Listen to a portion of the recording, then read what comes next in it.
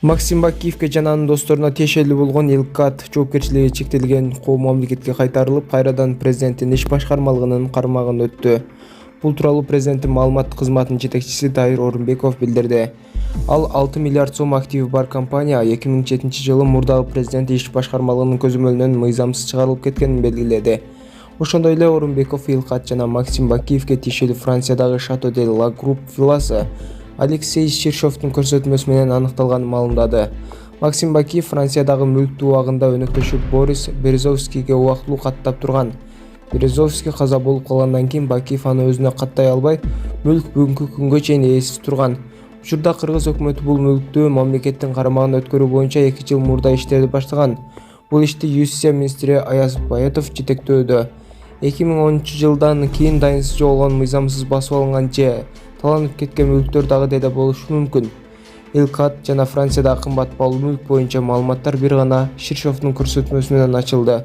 Демек дагы башка жашыруун активдер жана мыйзамсыз чыгарылган байлыктар аныкталышы мүмкүн деп жазды ал Facebook баракчасына. Эми Беларусь сизге экинчи үйлөрүңүздөй болуп калды да.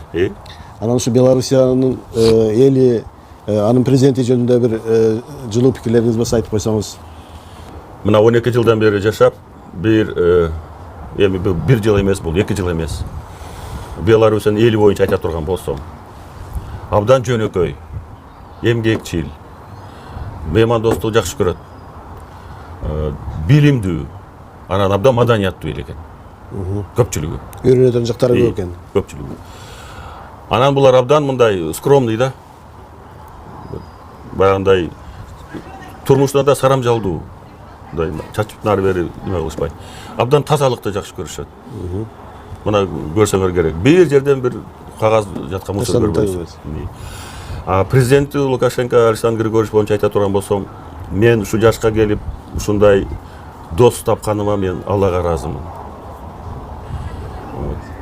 Бул киши мага мына өткөндө орден дружбы народов деп ордендин эң даражалуу ордендердин бирин берди. Жаңы келгенде шарт түзүп берди жашаганга, үй бүлө менен. Бардык жактан. Балдарым болсо эми күчү балам Данияр садикте болчу. Эми үйгө келгенде кыргызча сүйлөшөбүз, садикте эртеде кечке орусча, кыргызча унутуп та калды. Кызым кичине чоңураак болчу, ал баарын түшүнөт. Чет тилде, англис тилде Белоруссияда олимпиадасына катышып, мектепте окуткан, 2-чи орун алган. Кыргызга. Азыр университетти бүтүп атат, бүттү уже диплом алат жакында. Уулуңуз да студентпи? Күчү балам азыр 11-де бүтүп атат. 11-де. Эми тапшырат. Урматтуу бир туугандар, азыркы учурда Ош областына караштуу Араван районунда ушул Тастанбек деген досубуз сколиозорусунун 4-степени менен ооруп калыптыр. Ушул чет жакка барып операциясы үчүн $45,000 керек экен. 100 миң деген миллиондогон адамдар көрөсүздөр.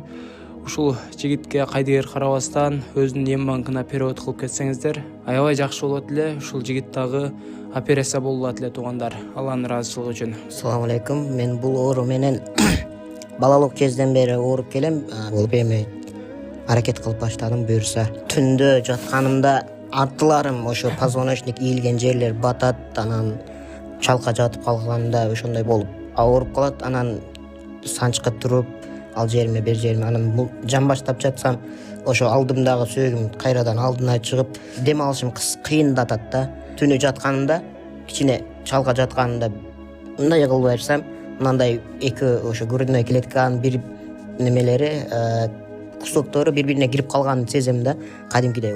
Анан үйүшүп ооруп калгандан массаж кылам.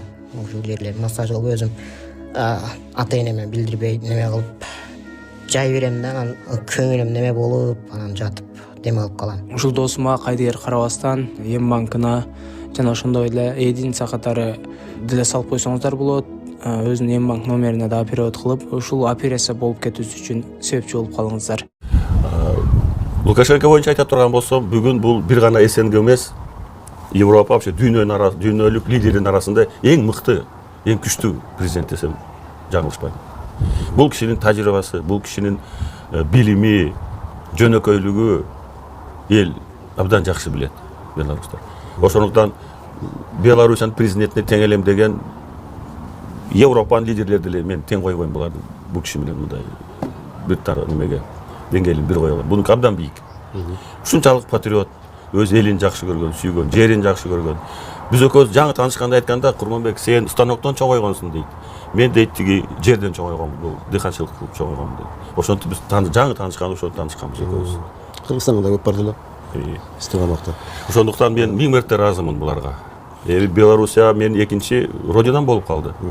Мага бир куттуктоосунда Саша жазып атпайбы? Сен абдан бай адамдарсың, бай адамсың дейт. Башкаларды бир эле мекен болсо, сенде экөө дейт. Бири Кыргызстан, жана Беларусь, у тебя две родины деп айтып атпайбы?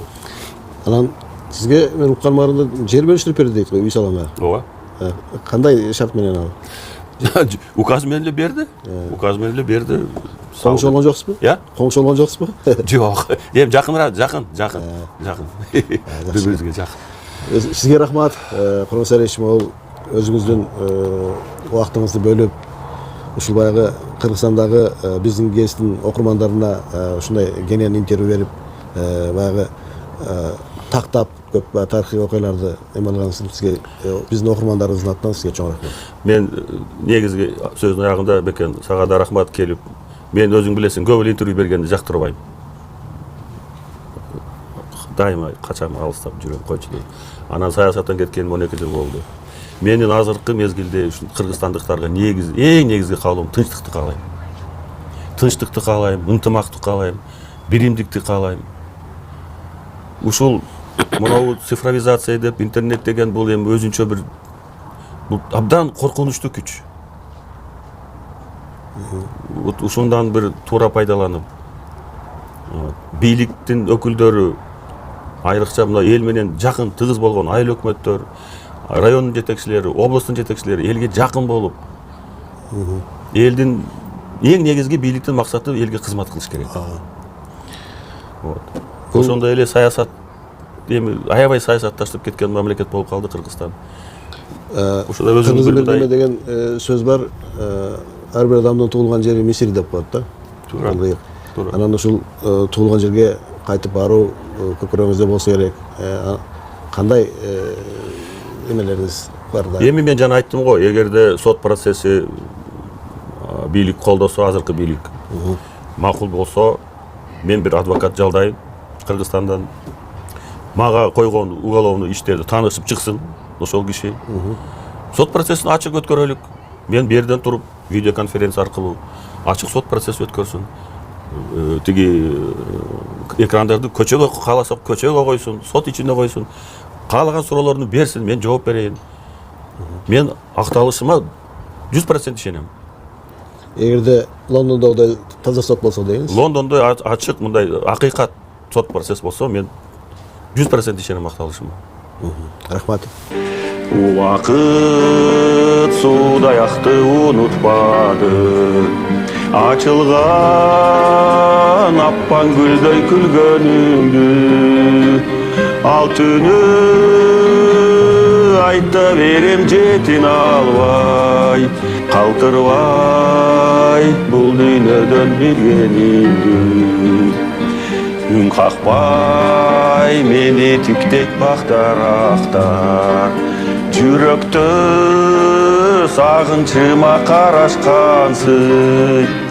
Негедир канаттуулар учуп өтсө, сезилет сени көздөй бараткансың.